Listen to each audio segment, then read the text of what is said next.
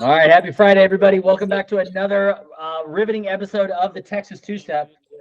We're going to break down the upcoming week 6. Can't believe we are really at what would be the halfway point of the season. Almost. We just started that.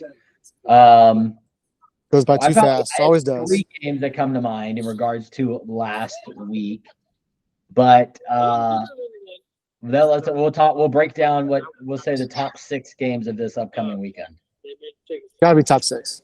Yeah, And right. we're even leaving out a couple games too. Last week for you, 3 games that come to mind. Last week for me, 3 games that come to mind.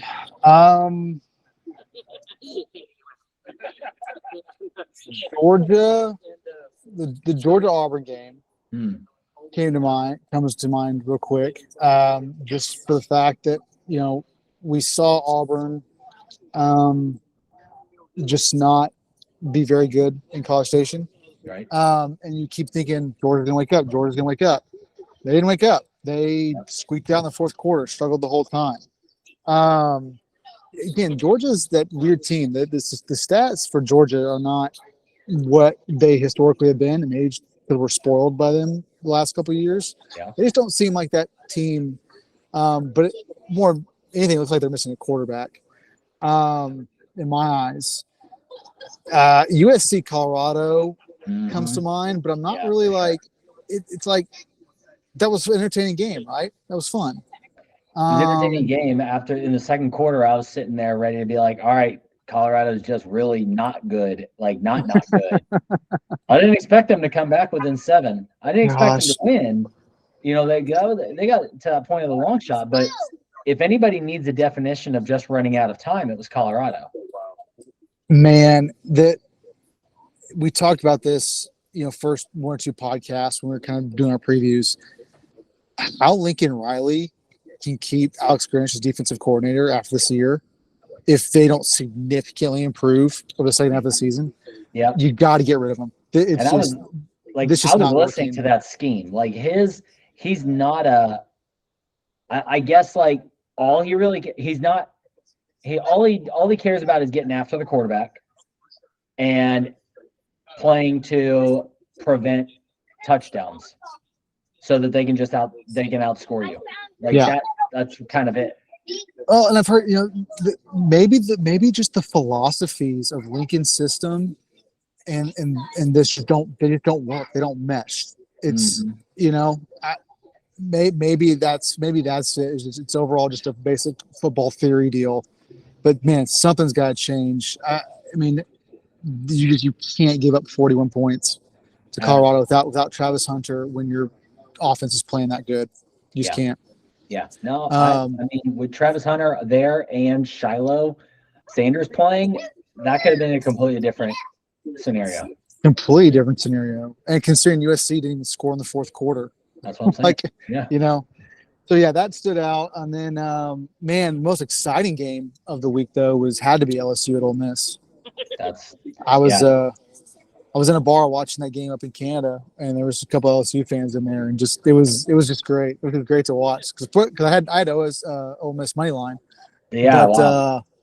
No, fantastic. That was as entertaining of a game I've seen in a while. Extremely entertaining, back and forth. I was at a wedding. I had it going, and I'm like, I just can't believe this is happening. LSU. It was big implications. Ole Miss loses, they're out of the West. LSU loses, they're out of playoffs. And I really enjoy it. Like, that's 2 weeks in a row that LSU's defense looks very subpar. Terrible. And which, the Georgia-Alabama game for me is or the Georgia-Auburn game for me is okay. But I'm kind of looking at it thinking, well, who is what? Is Auburn good? Is Auburn bad? Maybe A&M is better than we think. Maybe Miami is the number 1 team in the country, and A&M somewhere, which will grind my gears. But I don't know. It's like, all right, so A&M then goes up again with our backup quarterback against Arkansas. It was no contest. That game could have been significantly worse. 2 poor mistakes in the second half, and even could have punched it in on that final drive if we really wanted to. it's just like that was a 4-score easy, not even close. That defense just swamped them. It was a comfortable game. Very comfortable game. So I'm comfortable there with Max Johnson, but so I'm thinking that game, and I'm thinking, all right, yeah, Auburn, maybe A&M's better. So when it comes to this upcoming week, yeah, that's a game that's got me really intrigued. Is the line's one, I think. It got down to 1. Now it's back to Alabama -2, but I think it opened like at 4. It did. Yeah, so a lot of public money obviously coming in on A&M because public money always comes in early, and then the pro money, as it says, comes in late. End. So we'll see if that gets back up to 3 or 3.5. But yeah, I mean it's just a revolving door in the West. So like you're just all going to cannibalize each other. Like, it's crazy. No, this will be a very telling game. I think if A&M pulls it off, everybody is now pointing right at A&M, going, "Oh, well, they're the team to win the West." The only thing that gets in their way is faltering in Baton Rouge. I know you got to go to Oxford, but I still think a good defense is going to beat Ole Miss. You got to go to Oxford. You got to go to Knoxville. You have to go to Knoxville. Which Tennessee stepping up was impressive. That's could have been a letdown game. Yeah. So yeah, you're certainly A&M is in the driver's seat if they win this game. That's kind of like what I wanted to. Let's kind of transition, I thought, into kind of this week. I think this is a good point to do that. Arguably the two biggest games that both A&M and Texas has played in a while. Yeah. For various reasons. But looking at both games, OU Texas, A&M Bama, which team in both games does this mean more for? The victory is, or I would say like more important of an outcome, because again, obvious one is Bama. If Bama loses this, they're 4-2. Is the McDynasty game over? If A&M loses, they're 4-2. You got the Jimbo hot seat talk again.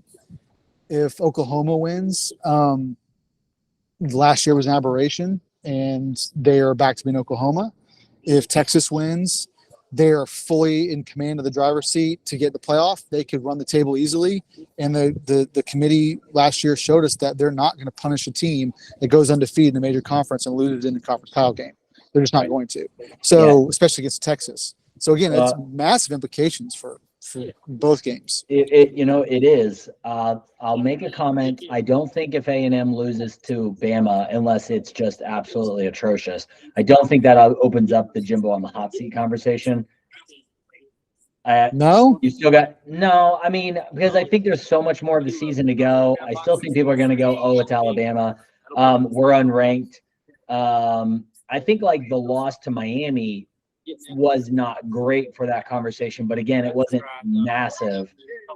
If we were to lose to Tennessee and Ole Miss and just really start to flail, yes. But if it's a close game, I still think people are going to go look at it and maybe we'll say, oh, well, their starting quarterback wasn't there. I don't know what the other injuries are, but I just don't think it completely opens it up. But you could say this is a bad Bama. This is not it's not an incredible Bama, but it's 11 at this point. Yeah, but you still lose to I think everyone is sitting there going, we can win this game. I don't think a lot of people are going, gosh, I hope we show up. I hope a miracle happens. I think people are going, this might be evenly matched up. The line is showing us that the weather's going to be beautiful in God's country. Fantastic. What a great weekend in Texas. And that stadium, I'm expecting record capacity tomorrow. Like they're selling standing room only walk up for students at this point. I don't think I've ever seen them do that. Like they're allowing standing room tickets. So I think it's going to be pretty monstrous. I hope it's a great recruiting day. I hope I get the results. But to the overall question, I think this is a bigger game for Texas. because Texas has been waiting to be back and has been claiming to be back for a decade. And for all reasons, this would be the year that we would say they are back because they've got a big win. And the thing is, Oklahoma seems to be better than anybody expected them to be. But if they win this, I do think it is massive green light to the playoffs. There really shouldn't be anything like even troubling in the way. You might have some history in there and go, oh, well, historically we played badly to Kansas State. I don't think Kansas State's even the team from last year. No. I don't expect TCU to show up.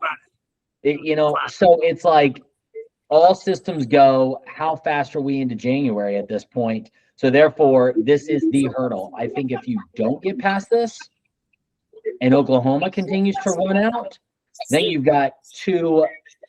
Well, I mean, it could be Oklahoma, even if everyone looks at the end of the day and goes, I actually think Texas is the better team. That's it, is you really just have one game to get by in order to get to the playoffs. Yeah, absolutely. I mean, you're with that mulligan if you win this game, the mulligan in that back pocket for whenever you want to use it is there. And you shouldn't really have to use it if you get by this game. It's a tough road after this for A&M. You still got LSU. Yeah. You got to go to Oxford. You got to go to Knoxville. Yep. I mean, you lose this game, you're 4-2 with potentially another 2 losses. And yeah, there's been an improvement. Yeah, you didn't have Connor Wegman, but then if you slip up again in another game somewhere, it's just. I think this is because I think Bama is going to. This is where we get into the line, the 9-3, 8-4. Like it's 8.5 was the line on wins. So what I would say about the A&M is if we win this game, I think we're basically thrust into the reality of what we're expecting next year to be. On a timeline thing. It's like, oh, crap, you could win the SEC kind of thing. With the momentum that Texas has had on the recruiting trail, being Alabama, I mean, Oklahoma's got some momentum, both going in the SEC next year. A loss here further putting A&M maybe, or at least cementing for another year, A&M's place in the kind of upper middle tier of the SEC West. I mean, that could be a real challenge looking down the road. But then again, a win here, beating Bama, could be a good springboard into next year to capitalize on. Because I mean, A&M has had some recruiting momentum in the last couple of weeks too. So that's an interesting conversation. Is really rather than the implications of the season, the implications of many years based on the leverage. Yep. Can it really lever you into an opposite position? Probably, I would say it's probably going to do more for the positive with a win than it will do the negative to the loss. And that's really because money is always going to talk. Yeah, I think that's probably true for A&M. I don't think Texas hasn't recruited well over the last 10 years. I think Texas has still recruited well going back to Charlie Strong. I just think you didn't have the coaches that could get it done. Well, different recruiting. I mean, we've talked about it several times that Tom Herman signed 3 straight top 10 classes. Mm-hmm. And by the time Sark got there, they had 9 offensive linemen on scholarship. That's it. And only one of them was like over 300 pounds. It's just a different mindset on what you're trying to build. And obviously it was the wrong one. But no, I think going into next year, the momentum that this could do for A&M as a program, on top of giving Jimbo some more breathing room, because again, maybe after the loss, it's Bama. But again, you lose 2 more games, and then you're 7-5, 8-4, whatever by the end of the season. I don't know. I think that could be a real tough hurdle for Jimbo going next year. But the implications for Texas, I think, are massive as well. I think this is as big a game now, having beaten Bama, going in for the rest of the season. You got a bye week next week, and then full steam ahead. You're right. All gas, no brakes. That's it. Yeah. So I mean, and then not that you would, but you really don't even have to get aggressive. No. I mean, like you can just I think Texas could literally sit there and just work on getting better every single game. Almost like everyone in front of you, and this is the luxury of the schedule, but let's start prepping for the playoffs now. Every game's practice, and we're gonna practice new things, new schemes, new positions, new roles, new leadership, bringing up some underclassmen. I think you're just going to be gifted that, and it's going to position very well for Texas. I agree. I mean, looking at the rest of the schedule at U of H after the bye. Yeah, it's like you have to go to Houston, and why would there not be more Texas fans there than they're Cougars? Like will be. That's what I mean. It's Texas like fans, it's a very luxurious schedule for the opportunity in front of you. Home to BYU, which I'll be at that game. Home to K-State, at TCU, at Iowa State, home to Tech. I mean, K-State, if that game was in Manhattan, might scare me a little bit, but there's nothing there left that schedule that I mean, you should be an 2 away touchdown game Fort favorites. Worth is not scary. You could be 2 touchdown favorites in every single game the rest of the season. They probably would be. Yeah. For the analysis I said, but big week. Again, I think the implications wouldn't necessarily be felt the following week based on the results of both teams, but certainly could in the next season or two, for sure. And it's interesting. I've already placed my bet on A&M money line to win. Nice. It was 2.5. Yeah, so getting the positive on that one. But again, we all know emotional hedge. But I haven't heard one person say they like Bama to win this game. Not one person. This is the kind of game where I just don't actually want to get into the weeds of what people are saying. I know I'm going to watch game day and get a lot of feedback there, but I definitely watched SEC final and college game day final, and there's a lot of conversation around, like A&M's got top 5 defense right now, leading, and this is a good statistic for the game, but leading in sacks and tackles for loss, and Alabama ranks 120 at protecting the rush. Right. So I expect, and that was the big difference maker, I think, in the Auburn game. If you watched it closely, the second half, they just did absolutely nothing. They didn't score in the second half, and KJ Jefferson ran for like nothing. The Arkansas game. Yeah, the Arkansas game. They just absolutely destroyed them. They broke down that line. The pass coverage was impeccable, but the timing, the rhythm was all off. They couldn't run for anything, including a very good rushing quarterback who had a pretty good first half, but absolutely destroyed LSU. Yeah. So, God, man, that LSU defense, they may be really, really bad. They've given up a lot of points the last couple of weeks. Yes, they have. No, I could easily see at 6:00 Saturday afternoon, the score is 17-14. The final, either side, 17-14, something like that. I think this could be you are talking about the Bama Alabama. Yes, Bama A&M game. Over under is only 46. Man, I could see this game just being that old school, just they're hitting, flying around. Yeah. It's going to be the team that maybe catches the right bounce of the ball. Right. Defender slips, whatever, and that's the difference. It also could be the team which quarterback makes the least mistakes. Very, very true. We know Milroe has got the deep ball, but we also know he makes some bad decisions, and I think he possibly could. He could drop a ball, especially if he's getting hit a lot in the backfield. I jinxed Max Johnson last week. I'm there saying he'd never thrown an interception. And then literally, if there was ever a bad one, now I get it. His timing's off right, and he wasn't paying attention. But for all those delivered that. For all those listening, Matt and I were texting back and forth about Max Johnson, and Matt made the comment about no picks and 0 interceptions. Within like the next 3 passes. Oh, it was the first pass. It was First right. He pass. walks right out of halftime and throws it. Now it was a bad block on a was it a screenplay? I don't remember. But Anais like missed the block, and the guy's just there. I was like, holy smokes, he's never had an easier play. But there was that, and then he really needs to stop trying to use his 6'6", 250 frame and hit players, because he dives forward and he dove and he should have just slid and lost a fumble. So Right. two mental errors easily corrected, I think, but he's still okay with me. If Bama, to me the game comes down to if Bama can run the ball like that, that's gonna be a difference. That's gonna be a difference. Yeah, it If might they can be run- if they- if it they might can be run a the who ball. can control the clock game. Yeah, that's what I said. I think 17-14, something like that.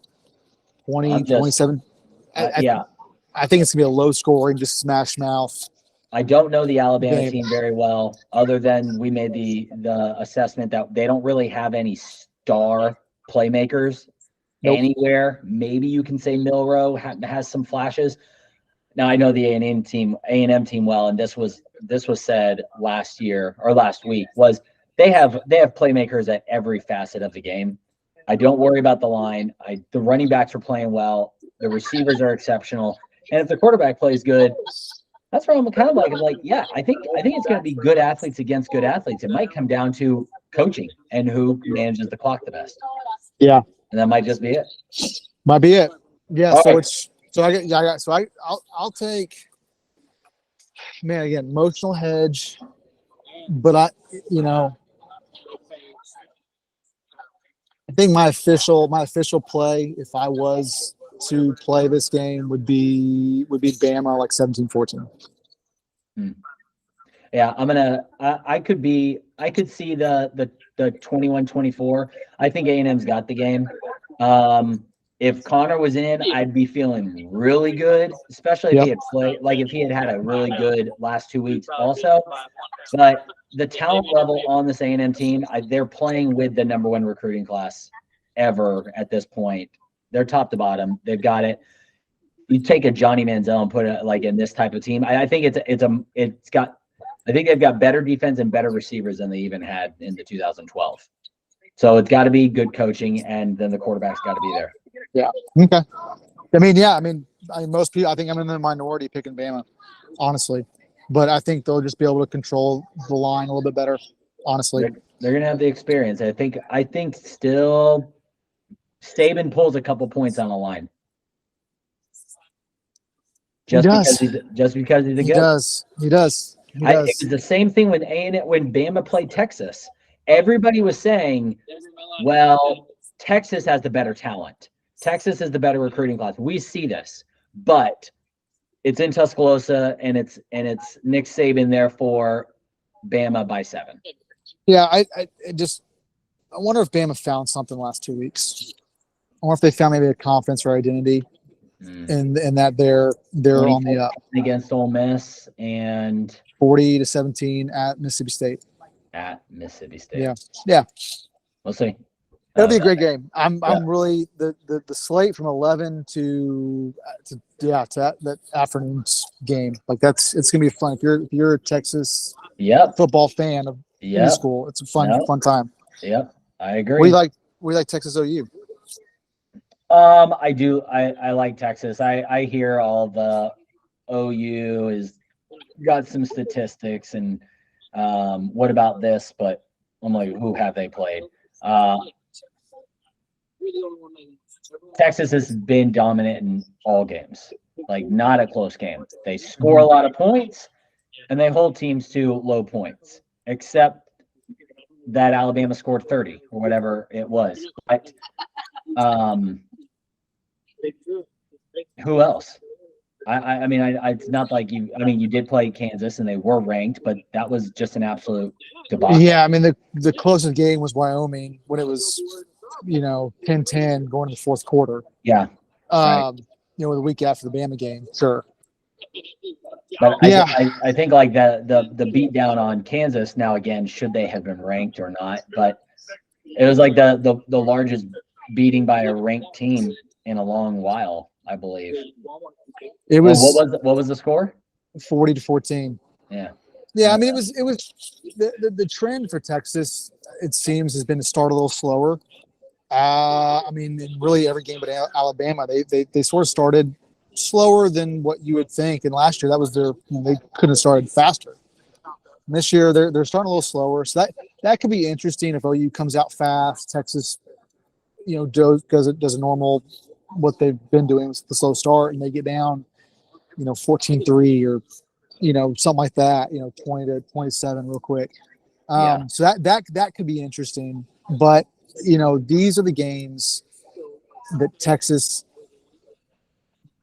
even under Tom Herman, and even going back to Sark's first year, they play well in these games. These big games they get up for, and weird things I've seen weird things in this game. I saw Case McCoy, old shovel face, beat number 10 Oklahoma. I've seen Oklahoma come back from 28 down. Weird things happen in this game.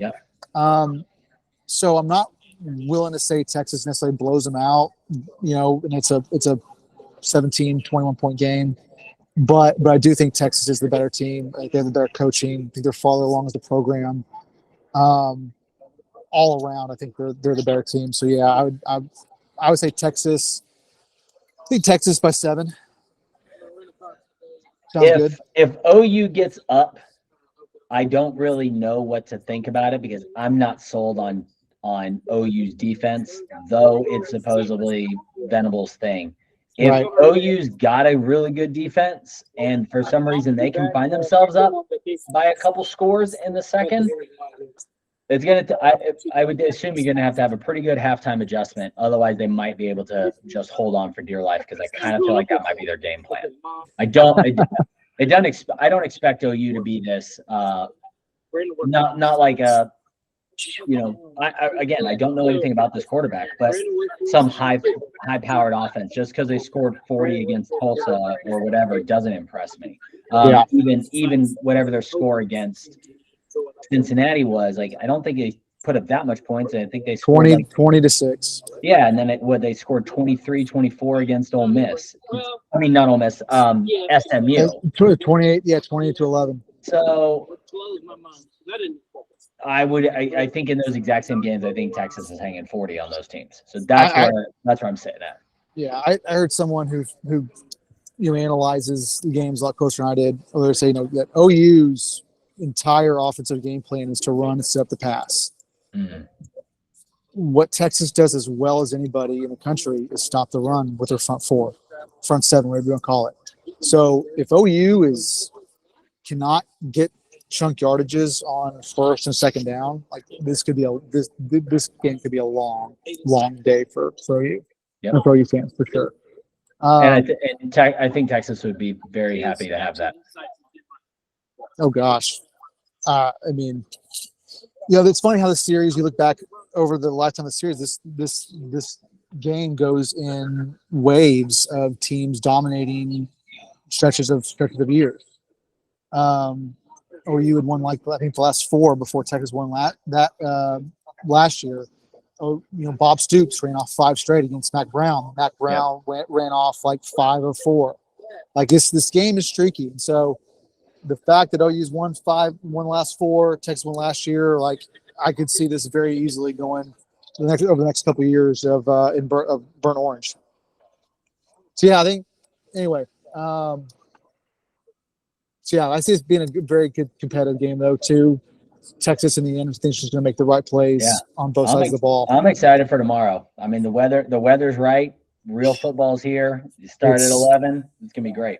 It's going to be fantastic. So, do you have an official prediction for the Red River Shootout? I don't think it'll be that close. I'll take Texas by 14. Let's just say 35-21.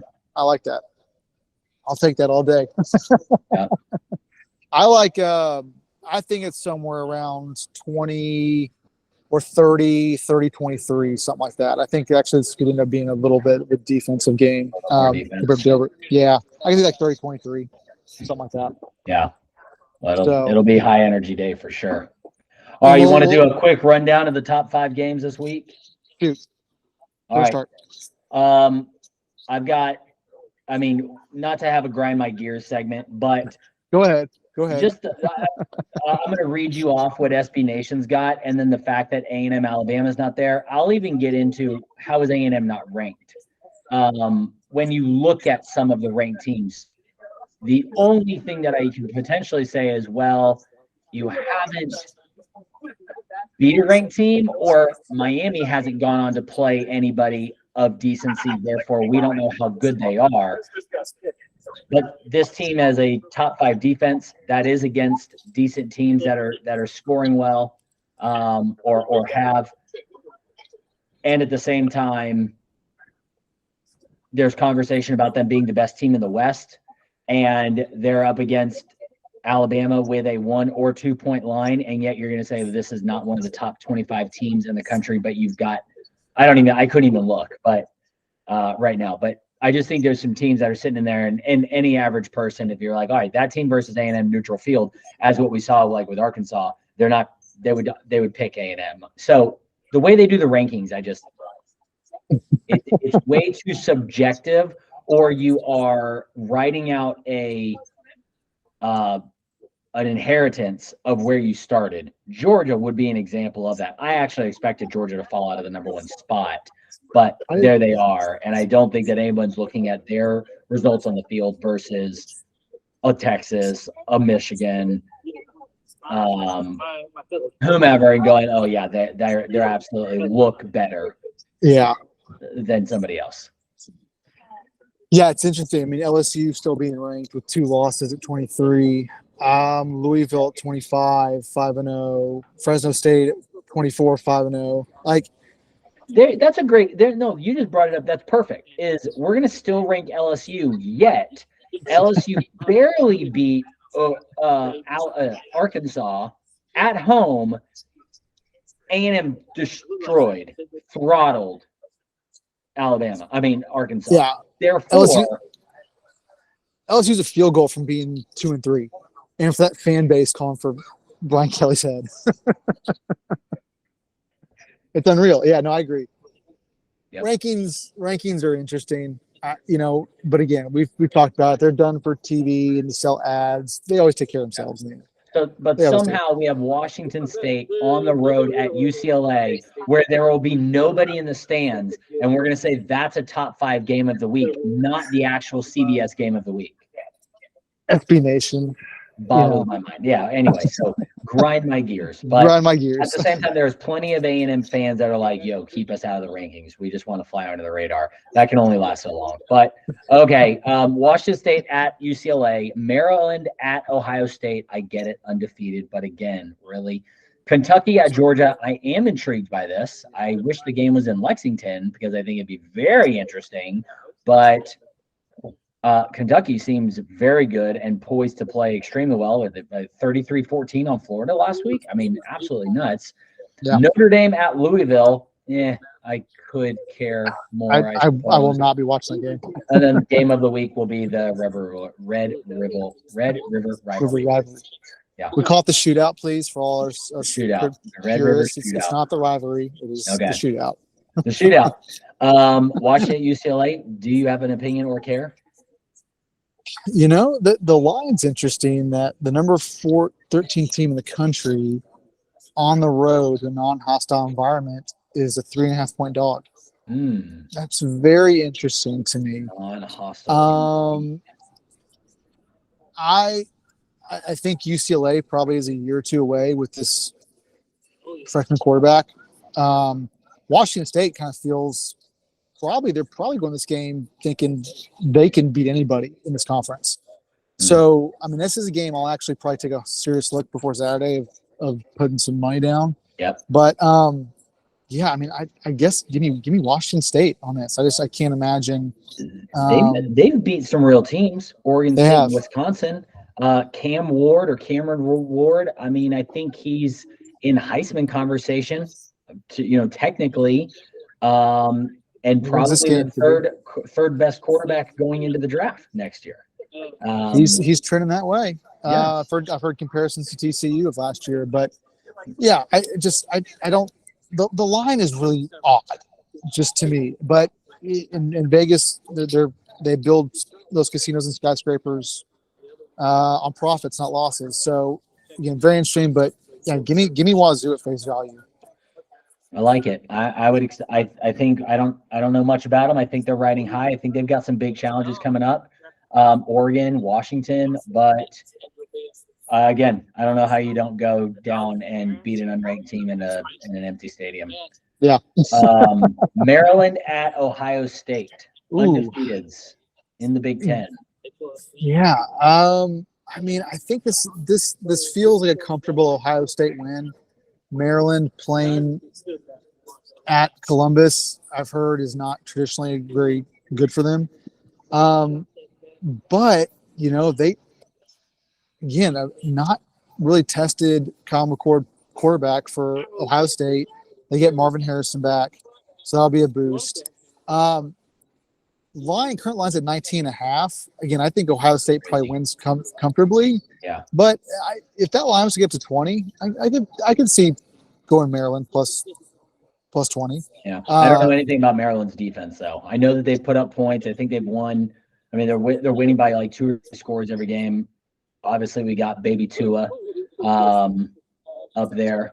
I mean, they're allowing 330 yards a game. But Indiana, Michigan State, Virginia, Coastal, they haven't really played anyone that could threaten them yet. This will all come down to whether Lou Holtz says something that really pisses off Ryan Day or not. And if we can get him to almost cry at a pregame because it's Ohio against the world and it always will be, then maybe it's an absolute blowout. Otherwise, I'll take them by a couple scores. Let's not revisit that. It's so embarrassing for Ryan Day. I know. Seriously. All right. Okay, Kentucky at Georgia. Georgia only beats Auburn in Auburn 27-20. Thanks to the heroics of Brock Bowers, who I think a lot of people say is just actually the best football player in the country anyway. So it's like, well, how much can you expect, a player like that to do every week? Like, you should have beat Georgia or Auburn by more. But again, is it a wake-up call? Do we just have sleepy Georgia? At some point, the not having a stable playmaking quarterback at Georgia is going to hurt them. I don't think it's this week. I think Kentucky plays Georgia ball. They just don't play it as good as Georgia does. So if this game was in Lexington, I mean, you could potentially see some scenarios in between the hedges. At some point, Kirby's gonna wake the guys up, and you would think after last week this might be it. 14.5, that number feels right, just depending on which side you get. But I think Georgia. I think it's a double-digit win for Georgia too. Yeah, I mean, if the game was not in Athens, I think I would have a different story. I expect the wake-up call. I know that Kentucky's got a heck of a running game. Like, I think they've rushed for like almost 300 yards on Florida. Auburn somehow rushed pretty well, but it was their quarterback. But Georgia's supposed to have a really good run defense. Well, that's what I'm saying. Like, who on Kentucky as a playmaker really would scare Georgia? I mean, they're not on the outside. The quarterback is not an athletic quarterback. So if you're just going to line up and play just run downhill game against Georgia, like that, they're just bigger, stronger, faster than you. Yep. Yeah, you're good and you can bully other teams, but are you really going to bully Georgia? No. So you're betting with the talent. Yeah. The coach should be there. That's why I say, all right, it's got to be a wake-up game to actually come to play this week. Yeah. So I like Georgia by 2 touchdowns. Okay. Notre Dame at Louisville, 10 versus 25. How did this happen? I don't know. Louisville is somehow ranked. Notre Dame. They should probably be undefeated. They played well last week. Is this too much for Notre Dame going on the road against a Louisville team that can play some offense? Is this just too much for Notre Dame to handle after you left on the field against Ohio State? You kind of sneaked it out against Duke.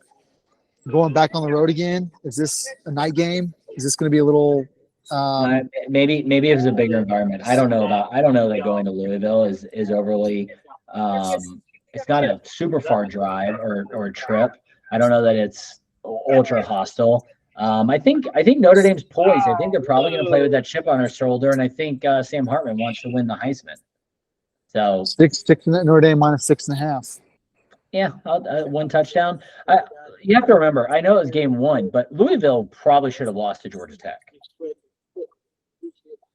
Yeah. They had a couple things go their way in like the last 2 minutes. Yeah. So you're one bad fumble away from being unranked and not even in this conversation. Okay. But, yeah, I'll take Notre Dame by the score. You got Notre Dame? Yeah. I mean, I think just kind of a little bit of a gut feeling, just be contrarian, I guess. I'll go with Louisville. Okay. I'll go with Louisville. Just something about it. Big money. You know. Yeah. Maybe it's just too much. Maybe too much for Notre Dame. I think they got USC coming up. Is it next week? Let's see. It will be coming up soon. They have Louisville. They have USC at home next week. Potential look-ahead game. Yeah, I'm even a little bit more confident now in Louisville. Just nice. Playing a little more odds. Yeah. All right. Okay. When we have covered game of the week, Texas at OU. Yep. Both our scores in. Looking forward to it. It'll be an awesome day of football. The weather. Watching it at home. What's that? Are you just watching the games at home? Yes, we will be at home. Okay. We will be at home. The same over here. Yeah, the weather down here in Texas is just going to make it phenomenal. It's going to be highs in the low 70s. Yep. Yeah, it'll be so fun to be outside. Finally. All All right. right. Well, that's a wrap. It'll be good. We'll definitely do a recap on Monday. Just this big weekend for Texas teams. So we'll definitely do a recap. Looking forward to it. All right. All right, man. Have a good day. See ya. Thanks, guys.